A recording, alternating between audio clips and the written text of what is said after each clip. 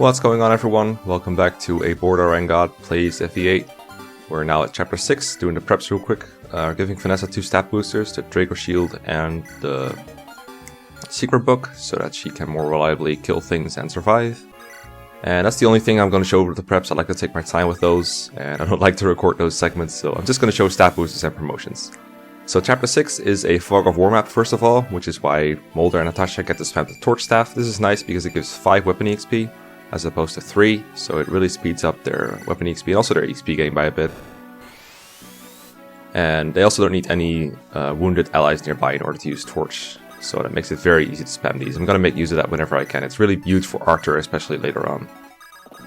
So this is another kill boss map. The boss is Novala, the shaman, and he is in the upper right, or close to it.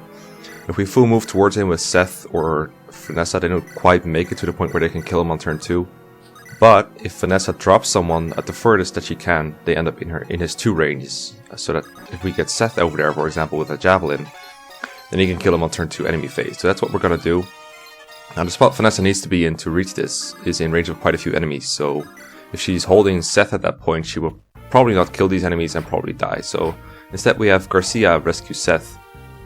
And then on turn 2 we're going to give Seth to Vanessa so that Vanessa can drop him at his 2 range. And finish the map that way. In the meantime, we can get quite a bit of EXP with all of our characters that need it.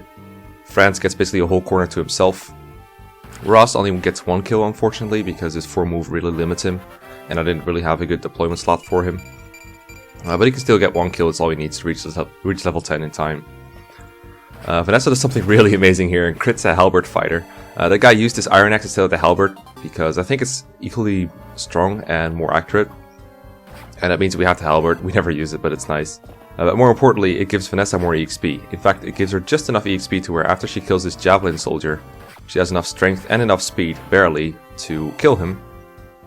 And because of that, she gets an extra level up and it allows her to kill the archer that attacks her next.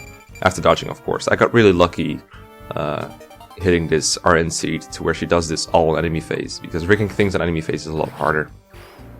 But it ended up happening, and it ended up, you know, really taking Vanessa off. She really comes into her own on this chapter, and I no longer really have to worry about her dying unless I put her in really risky positions. I don't attack with Garcia after giving Seth to Vanessa, because Garcia's EXP really doesn't matter. But Archer's does, and any enemies that I leave alive have a chance to suicide into Archer on enemy phase, so I go with that.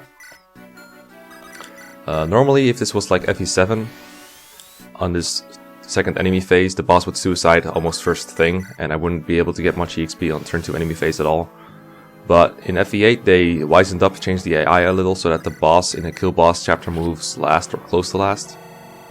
And as a result, Franz can get a lot more kills than he otherwise would, and Vanessa and Archer get some action as well. I think if the AI worked like it does in FE7, then I probably wouldn't be able to reach their benchmarks at all. My arm burning with Erica looks a little clumsy, because I didn't have my enemy phase script at the time. Kirby Master gave it to me, but only when I was at like chapter 12, so that's why my arm burning looks a little weird. But you guys can figure it out, I'm sure. What else is there to say? Oh yeah, I do something cool with Vanessa on this enemy phase. There is an Iron Blade mercenary that ends up attacking her at some point, and when he does, I get the option of dropping one of my items into the convoy, and instead of the Iron Blade, I choose to drop the Iron Lance. And usually on enemy phase, the first enemies that will move will be the 1 range enemies, and then the other enemies will be 1, 2, or 2 range. So what that means is I can use my 1 range weapon first to have more speed and accuracy.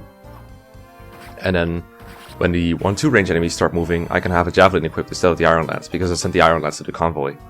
And that way Vanessa gets a couple more, I think she just gets 1 more mage kill, but it's that's enough for me, you know. Every bit of EXP is welcome here. All the other objectives are like Anti-Toxin Village, that really doesn't matter, so I don't even go there. And saving the NPCs, which happens automatically if you finish the chapter quickly. If you take your time, there is a spider that comes up and kills them or eats them or whatever. But if you finish within 2 or 3 turns, you know, that spider never even sees the screen. So that's a free Orion's Bolt that I can sell for 5,000 gold, because really, who uses Naomi anyway? Franz breaks his javelin because I didn't think of giving him another one. Rip. It cost him a bit of EXP, but whatever. He can live without it. So yeah, that's chapter 6 wrapped up in 2 turns. Not a very difficult chapter overall. Knowing where to drop, how to drop Seth there is the hardest part probably. So yeah, let's move on to chapter 7.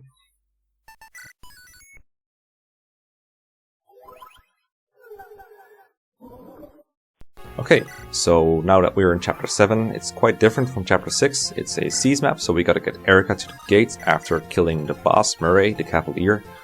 And, you know, getting Erica over there isn't very complicated, just rescue drop her with Vanessa. The problem is killing the boss as well. Most players don't have a very strong Vanessa, so in order to kill the boss they either have to use Erica and her rapier, get a crit or something. Which works well, but it costs a turn since Erica cannot both attack the boss and seize on the same turn. So most players have to use like Seth, for example, to kill the boss. And the problem with that is that Seth cannot be carried by Vanessa while she's also carrying Erica. And to get Seth across the river, you have to promote Ross into a pirate and carry him across, since Colm cannot carry him. Colm can carry Erica though, so he can help with the rescue drop there. But since my Vanessa is strong enough to take on Murray with a double Slim Lance crit, it's not necessary, I just have to get these two over there. And everyone else can go off and get some XP. Now Vanessa has to go into a pretty scary spot. She's carrying Erica while holding an Iron Lance. And this lets her double one of the soldiers, but not both, since she is half their speed by carrying Erica. But it's okay, she can kill like these enemies next turn anyway, since they will attack her again. I actually purposely put her in a dangerous spot where she gets attacked by an archer to make enemies prioritize her on turn 2 enemy phase. That way the enemies will be less likely to either kill Erica or get in the way somehow. This is also the problem when positioning Erica and Vanessa, because they gotta be close to the throne or to the gate in order for Erica to seize next turn, but the archer have a habit of getting in the way by attacking Erica since she has to be so close. But this formation works out just fine, took a bit of puzzling. For everyone else, Franz needs to get to level 10 by this chapter, no questions asked. If he's not a paladin by the start of next chapter, I lose a turn, or even worse, I lose 2 turns if things go really badly. So, what I do here is I disarm Seth so that the enemies do not suicide on him, because with this formation they have no choice to, after occupying the spot to the right of Archer. Ross has enough EXP by killing 2 of these enemies up here. He gets a crit on enemy phase on one of the enemies that helped him kill both of them. I think this happened by accident, but I could have killed both enemies in time easily by just not exposing Natasha to the mage, but since it happened this way, I figured I'd get Natasha some EXP, just in case I'd need it. That just leaves Colm. His only purpose is to steal the energy ring from the mage that's on the left of the 2. We baited him in a little bit with Vanessa, using the Iron Lance to make sure we didn't kill him. And on the next turn he will choose to attack Colm, since I think Vanessa's in range, but she's using Javelin. The mage doesn't want to get countered, so he goes for Colm instead, who is defenseless at range. And then Colm can just nick the energy ring, which also helps me save a turn next chapter. Other than that, Vanessa's chances of death are not that high, I don't think, because at this point she's really dodgy even when holding a javelin. Her stats are just that good. Last chapter really did her a favor by turning her into a killing machine. And soon enough she'll be promoted and she'll be like my best unit. But it does look a little bit scary for her. Archer also faces a little bit of a chance of death. He has to dodge either the Steel Axe Fighter or an Iron Bow Archer. Generally he dodges the fighter instead of the archer, but it worked out this way instead. The other thing I should mention about this chapter is that Ross doesn't only kill these enemies for self-improvement, but he's also doing it to get us the Pure Water, which is a pretty important item to boost Erica's res in the next chapter. Make sure she survives the drop next to the throne in the next chapter. There's a couple mages there that can kill her. I could rig a dodge, but this way I don't need to. I mean, it's not like this playthrough is known for its reliability or anything, but anything I don't have to rig, I will gladly not rig. Speaking of rigging, the boss kill is pretty tough even with the stat benchmark for Vanessa reached. She needs to be level 7 at least to have enough attack to 2-hit KO with a Slim Lance crit, and she has to use a Slim Lance instead of an Iron Lance because she doesn't have the skill to have crit on Murray.